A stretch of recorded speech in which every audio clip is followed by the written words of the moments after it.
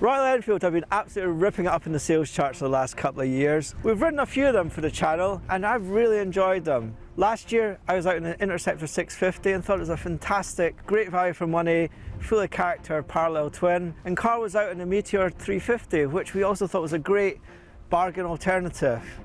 And this is a Scram 411.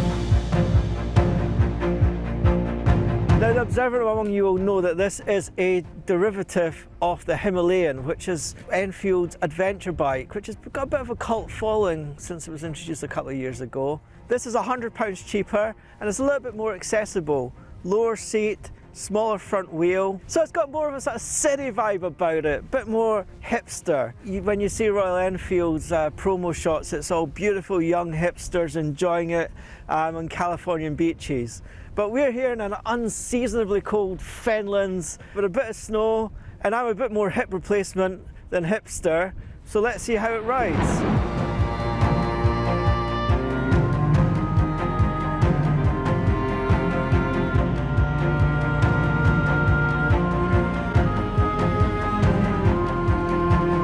Around town, it's a really easy motorcycle to ride. This is as basic as motorcycling gets, really.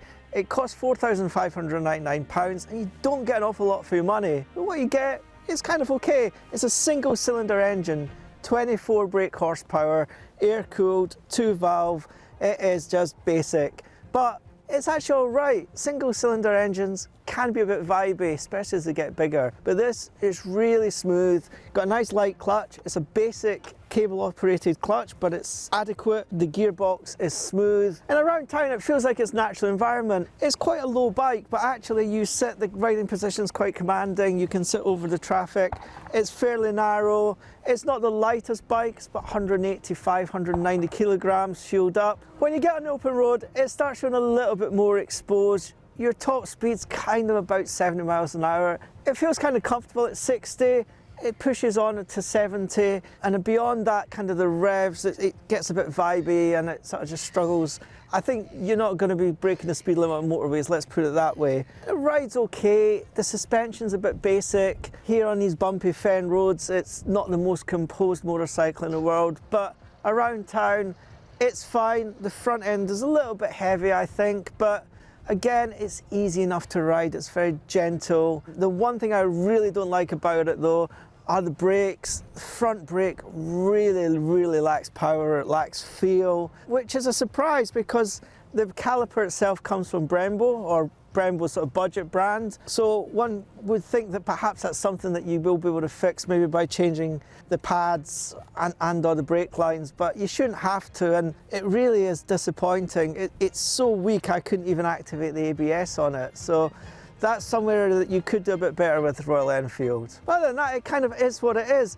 It's a derivative of the Himalayan, which is a bigger adventure bike. It's got a smaller front wheel, 19 inches as opposed to 21 on the Himalayan. I actually think the styling's a little bit odd. I'm not totally buying into it, and I think the front wheel and the back wheel almost looks like the back wheel, although it's a 17-incher, feels a little bit bigger, and it's got a little bit of a sort of toy-like proportion in my mind. Sorry, I think the styling doesn't do a lot for me, but I think the graphics, there's 5 different colour options on this bike, and I think the graphics on all of them are really cool, and I think that lifts it up.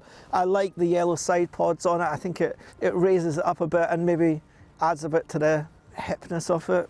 Who knows? Also different compared to the Himalayan is the dashboard. You've got a big sort of dashboard on the Himalayan. The Scram, much simpler, stripped down. You don't have a rev counter, but pretty much everything else is sort of packed into that little LCD. You've got a gear indicator, which is good because actually it's such a lazy engine. You don't really sort of know what gear you're in half the time. You've also got the fuel gauge and the clock. To the side of that, you've got a little pod where you can use Royal Enfield's Tripper, which is an optional extra, but it's basically a sat-nav device, a turn-by-turn, which we've used before on other models in the range, and it works really well. It's a shame it's not standard, but at $4,599, I suppose, yeah, it's not to be unexpected.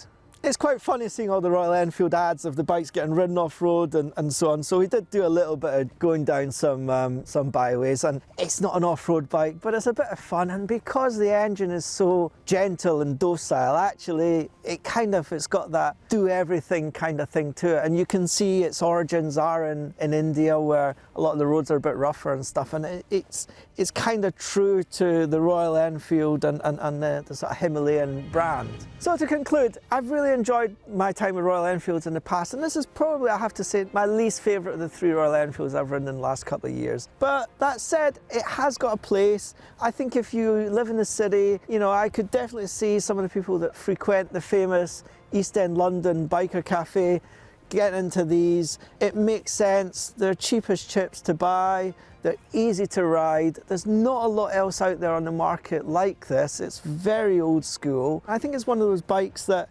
if you get it, you get it, and you like it and you love it. It's really easy to ride, really accessible. I think it's kind of got that Royal Enfield sort of ethos to it. It's kind of a bit of a rugged, unpretentious motorcycle, and I like that about it.